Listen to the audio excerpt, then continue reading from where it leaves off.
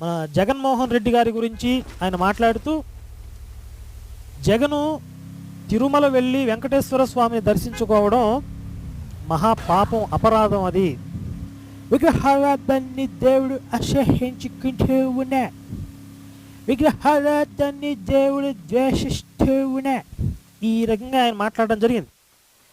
అయితే ఆ సందర్భంలో ఆయన ఒక వాక్యాన్ని కూడా చదివి వినిపించారు. దేవుడు విగ్రహారాధనను ద్వేషిస్తూ ఉన్నాడు, అసహించుకుంటూ ఉన్నాడు. ఆ విషయాన్ని జగనన్నకు తెలిపేటువంటి పాస్టర్లు లేరు. ఎంత విచారకరం అంటే, నిన్న ఆయన ఈ కొండ మీదకి వచ్చి కొండ మీద దర్శనం చేసుకొని ఆయన ఏమంటాడంటే, ఆయన ఆశీర్వాదాల కోసం వచ్చాడంట. ఆయన పాదయాత్ర ప్రారంభించడానికి ఆయన ఆశీర్వాదం ఉంటే బాగుంటుందని వచ్చాడంట.